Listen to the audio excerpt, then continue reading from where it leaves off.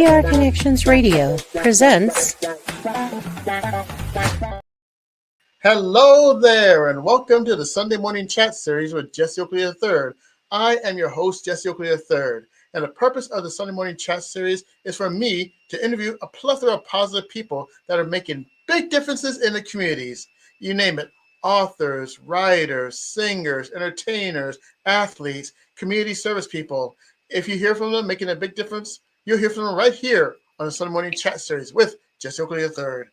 In today's episode, we have ourselves a wonderful episode, and we have ourselves an up-and-coming author that has her book out, which is called From Death to Birth. And it is always exciting to hear about the background of the book and how they got it started and their journey and their processes. And many of these authors are other inspirations for other aspiring authors. So without further delay, please help me welcome the author of the book From Death to Birth, Liz DelSignore. Hey, Liz, how's it going? Hey, Jesse, I'm good.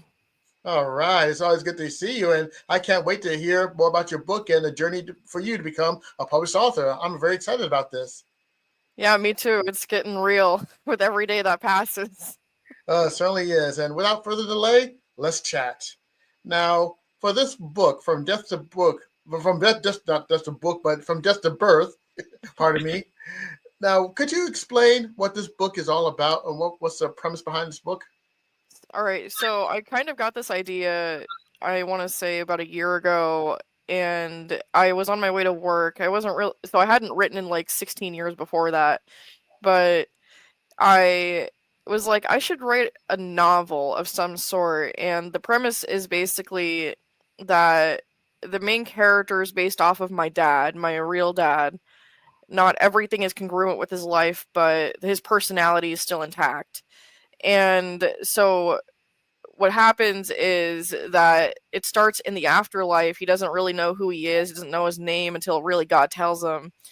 And he's like, oh, that's who I am. And he spends the rest of the novel turning back time to kind of figure out who he is, like who he loved.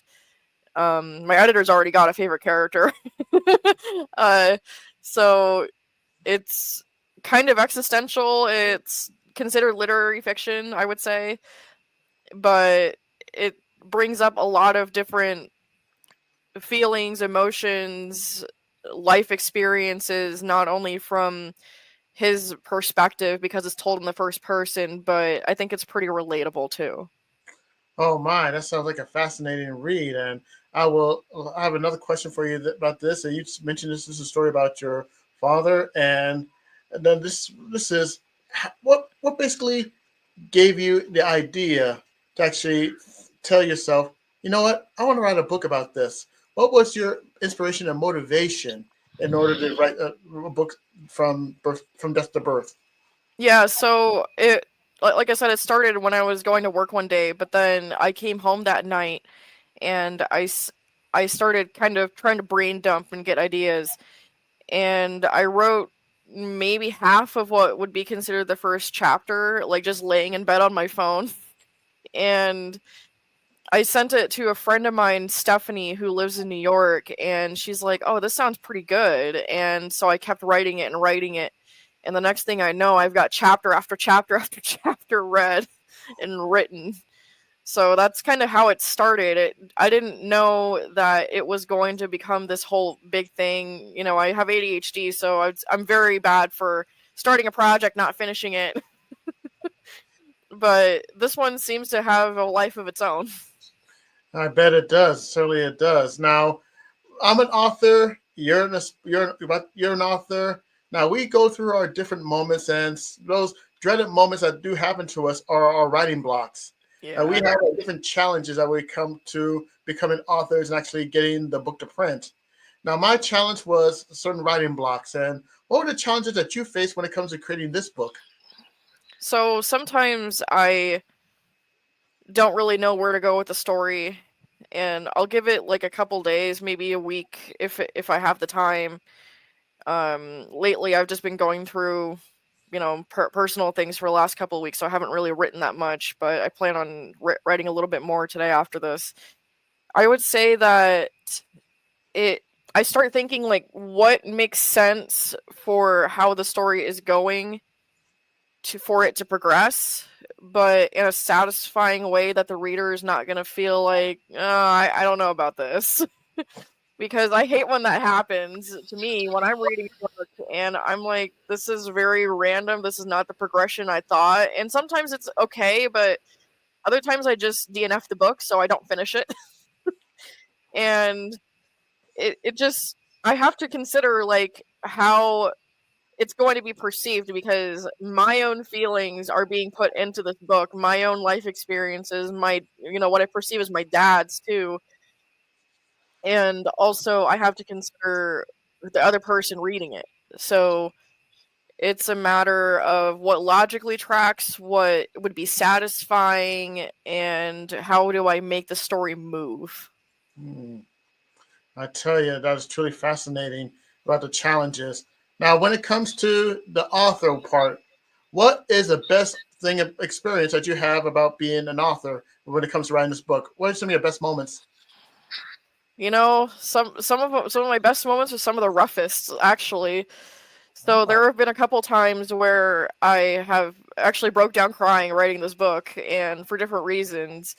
It's like when I wrote the chapter on my main character James getting married, I was emotional because I'm a huge hopeless romantic. And so I'm like, oh, I want this one day for myself. Like, I want, I don't necessarily want like a huge wedding necessarily, but I want the experience, and I want my groom to look at me like I'm the best thing coming down the aisle, and I write it from the guy's perspective. So, he's going like, oh my God, she's gorgeous. Like, I've loved her for so long, but this is like truly something special. And also, on the other hand, I've got really into my feelings in the sad, depressive way because of writing about war, about writing about loss, and things like that. So I would say that whatever gets the emotions out of me is probably the best writing experience. I'll tell you, nothing beats emotion, especially when it's things that tug your heartstrings and actually gets you to feel. And you going through an author's, and once you get that feel moment, not only by yourself but also with your audience and the reader, you know that you got something. And I tell you, there's no greater powerful emotion. I agree with you right there. Now, my next question to you is, let's say that your book is out and there are people that have read the book and they are amazed by your work and they want to be in your shoes and they want to be their own author. If you can give any type of advice to a person who wants to be in your shoes, what advice would you give them? I would say, like, in a speech I gave yesterday, actually, second to last sentence was, find what sets your soul on fire and go after it. Whatever really lights it up for you is what I think you should write about. Whether that's something about business, if you want to make it like an autobiography, if you want to do like a work of fiction. I mean, it's very obvious when someone's into like dark fantasy and romantasy because that's like their whole personality a lot of the time. And I'm not shaming it; it's just how it is. But find what really like does it for you, and just immerse yourself as much as you can. Put yourself into that world. Try to describe every single thing. I mean, Tolkien is even bad about, you have to describe every leaf on every tree in every environment. She kind of goes off the hinge a little bit with how she describes everything in such detail, but world building is part of it. Like, emotions are part of it. Character development is part of it. Setting is part of it. And just find what you really have the drive to put into 100 plus pages because novels are about 300 to 400 pages on average these days. And do everything you can to immerse yourself so that the reader can do the same. Oh my goodness, that's some good words of advice right there. Now, the book, we're going to talk about your book, and I'm sure that there are people that are interested in reading your book that are out here watching this wonderful podcast. Could you give us some information on how people can access your book, the release date, or anything else regarding this read? So my author website is my first name, Liz, my middle initial A, and then my last name, DelSignore. D as in Delta, E-L as in Lima, S as in Sierra, I-G, and as November, O-R-E.com. It'll tell you everything. You can pre-order a signed copy, so I'm offering 20 copies that are signed. Once I get my author copies, I will personally ship them to you. And one of my friends, he's like obsessed with White Monster, and I'm like, I want to put a can of White Monster in your envelope.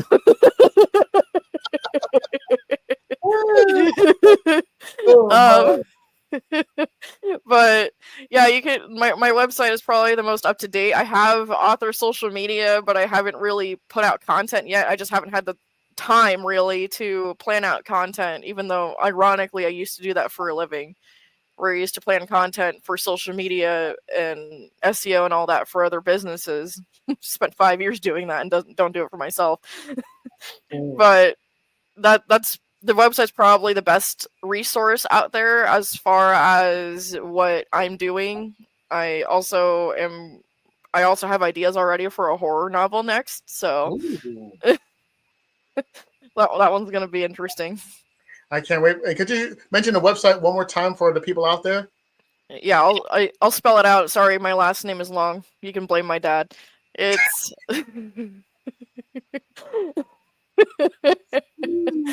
it's LIZAD as in Delta, EL as in Lima, S as in Sierra, IG, and as November, ORE.com.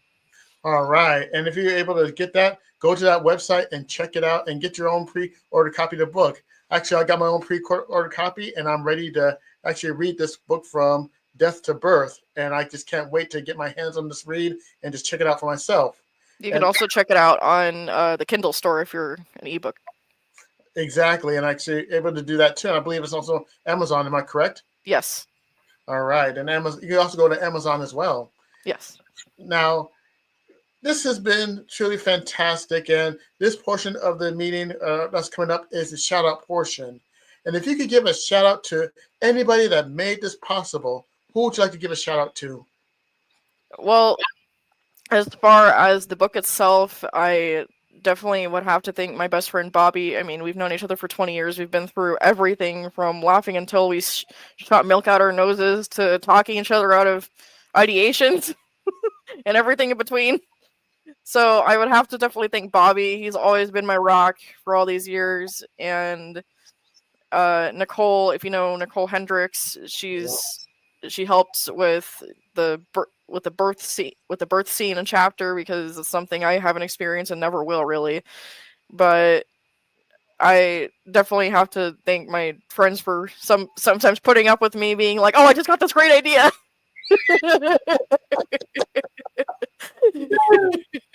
But those are the main two, because they've been there for me for a long time, and I know Bobby just about cried. He told me he cried when I told him I was going to put him in the dedication to my book.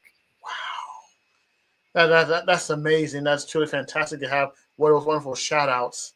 And I really appreciate people getting shout outs, because it goes to show you that not just one person is able to do this, but it takes a team, it takes a group of great people that help you get there during the same process. And you sound like you have yourself a good team to actually get this book taken care of. And again, it's truly fantastic to have those people right by your side.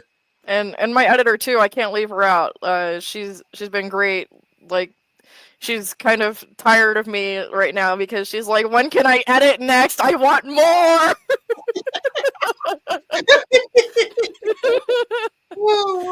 But no, I love her to death. She's become a really good friend of mine, and it's kind of funny how it started, because we were just talking. We talk about books all the time, and because we're both into one of the same authors, and she was like, "Oh, I've like beta edited for people before, or beta read," and I was like, "Do you want to be my editor? Because I really need one." And she's like, "Sure." And I'm like, "You're not lying to me right now. Like, I will send you my manuscript." Oh my, and the rest is history. Yeah. Oh my, this is truly fantastic to get a chance to know the shout outs and the stories and the inspiration behind your book. And the last question I do have for you is addressed to my fans out there and the people that watch this Sunday Morning Chat Series podcast. And my group of people, they're called the happy people. Yes. Yes, the happy people. And they're always inspired. They're always motivated. And they always have the heart for different people and their words of wisdom and the journey they belong to. Now, if you could give some great advice, some final words of wisdom for my people, my crew, the happy people, what would it be? Like on what specifically? Just anything? Just anything that's relevant to your journeys with your book, or any type of words of advice that's been with you for many years, or anything else for the happy people. What words of wisdom would you like to share with everybody? Wow, there's a lot, but one of my favorite phrases is ironically from Star Wars. It's from Yoda: "Do or do not. There is no try. Just if you want to do something, just do it. Like, who cares what anyone else thinks? They're too self-absorbed anyway." Hey, and that is truly amazing, especially with Star Wars. With do or not do, there is no try. And did I get that right, or? Do or do not, there is no try. Do or do not, there is no try. And that's the most important thing, happy people. If you want to become an author, if you want to become a singer, you want to become an entertainer, you got to do or not do it. The choice is up to you. And this has been the perfect bookend to a wonderful interview. And on behalf of all the happy people that are watching this episode of the Sunday Morning Chat series, I thank you, Liz, for taking the time out to talk about your upcoming book, and really appreciate it. Yeah, thank you so much for having me. All right, and this concludes this episode of the Sunday Morning Chat series. For more on the Sunday Morning Chat series, you go to PR Connections at prconnectionsradio.com. And I also have a new YouTube channel out called Sunday Morning Chat Series with Jesse Oakley III. So far, we broke 10 subscribers, and hopefully we can get more growing along the way. That's Sunday Morning Chat Series with Jesse Oakley III on YouTube. And for more episodes of the Sunday Morning Chat series, please come back next Sunday at 9 a.m. Pacific Standard Time, where I get a chance to interview a positive person making big differences in the community. So on behalf of all the happy people, on behalf of Liz DelSignore, and on behalf of anyone that's out there watching this video, I'd like to say thank you very much for watching. And until next Sunday, you take care and have an awesome day, happy people. Bye.